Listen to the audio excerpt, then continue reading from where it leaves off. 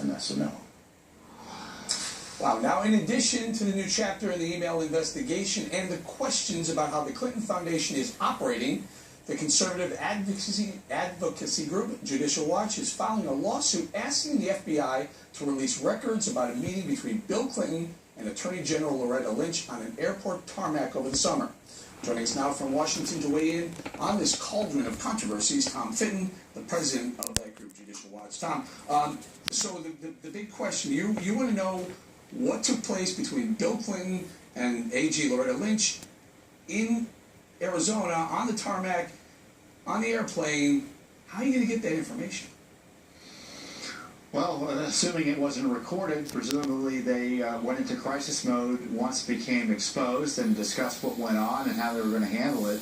And I think that would be illuminating and educational for the American people to know about that meeting that the Attorney General admitted cast a cloud over the criminal investigation of Hillary Clinton, a cloud that I don't think has been lifted, and it certainly isn't helped when they're in cover-up mode over it, and we had to go to federal court to get this basic information. They completely ignored our requests. Mm-hmm. And I think at one point Bill Clinton said they talked about golf. Well, you know, I think it would be interesting to see what government documents have that record what was talked about. Did Attorney General Lynch report what was talked about to her colleagues so they could handle the press and media and congressional inquiries? That's what we want to know. Why are they withholding it from us? There's not a lot of documents, I can imagine.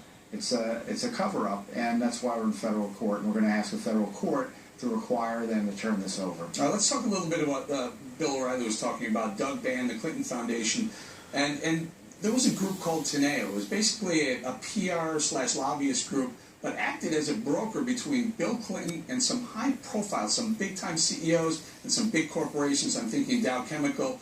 $19 million went into the coffers and ended up in Clinton's ledger.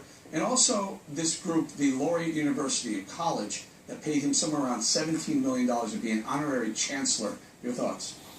Well, we asked for the document on what Bill Clinton was getting for all that money from that university, that private university.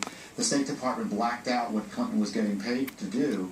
I think I would expand Bill's definition of the racket that was going on to include the State Department, because the foundation donors, folks working with this Doug Bann and Bill Clinton, were getting favors from the State Department. So that was part of the system of taking care of these people who were not only going... Wait, let's talk about that.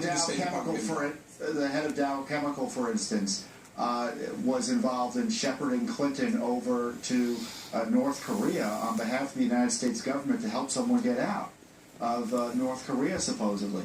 You've got other companies that were giving money to the foundation, including a corrupt Nigerian billionaire, trying to get special favors from the State Department and getting special consideration via Bann and Yuma Abedin. And by the way, Clinton getting this money, Bill, either speaking fees or business deals as a result of the foundation, raises some ethical questions and legal questions about how the foundation was being misused for personal benefit. But Hillary was benefiting indirectly as well. They're married. The money's going to her coffers as well. Pay to play. I mean, is this the technical definition of an illegal pay-to-play scheme?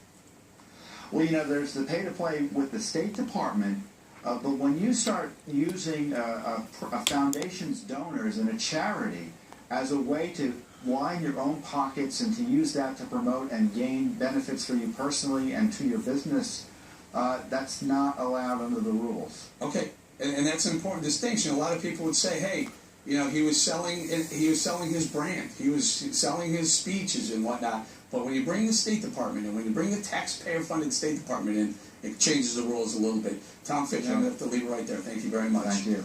A quick footnote, there's a new Contributing Factor podcast up on BillO'Reilly.com and iTunes featuring an interview with James O'Keefe about how he made his undercover videos that show Democratic Party operatives discussing how to promote violence at Trump rallies and voter fraud.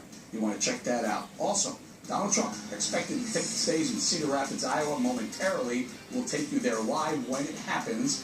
But coming up, how big an impact will today's news on the Clinton email investigation have with voters? We'll take a hard look at that right after this.